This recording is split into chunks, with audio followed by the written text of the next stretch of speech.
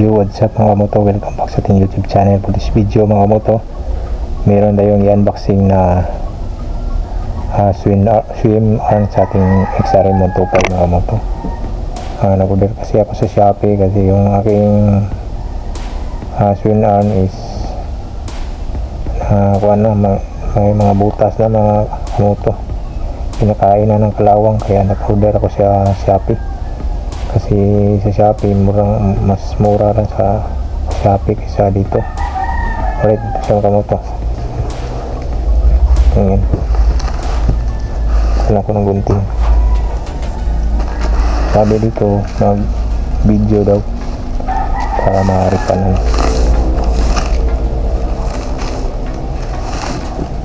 Buksan.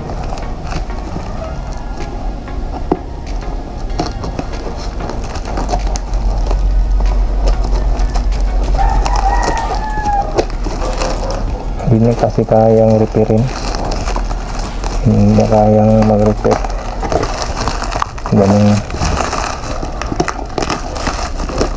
yung Makamoto, kaya bumili na lang ang bago.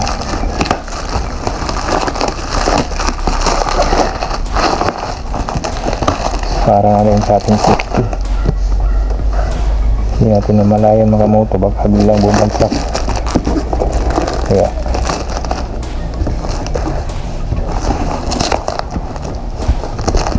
maganda naman yung kanyang pagkapagpag. Sana sa loob nito walang damage.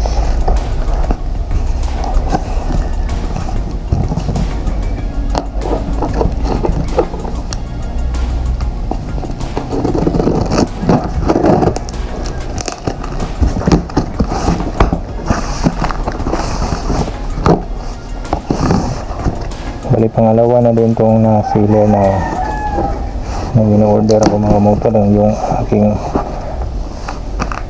gearbox na aking speedometer doon dito yung meter sa shop na yan.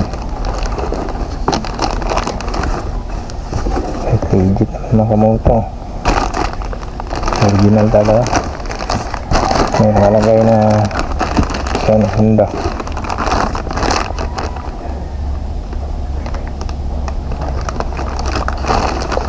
Right, tsaka sealer,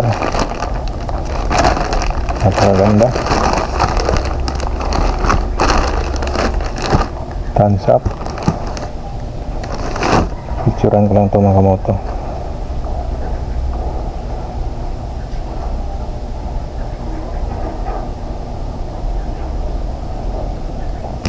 Okay, legit mga moto na, original. Ganyan po rin naman. Okay, baka siguro bukas po natin ito ikabit na kumoto sa aking XRM 125. May nakalagay na kumoto pang XRM talaga, carb type PDSRS 125. Pangalan ng store Makamoto, Bicol Speed Tech. Trending na shop yan Makamoto, maraming bumibili sa kanilang store. Alright Makamoto, yun lang siguro nating vlog natin for this video. Kung bago pa lang sa aking channel, please like and share and subscribe and pindot yung notification bell para update kayo sa mga video na ang i-upload Makamoto. Abangan yung aking pag-install nito Makamoto sa aking XRM 125. Alright, this is a said motto, drive safe and last, peace out.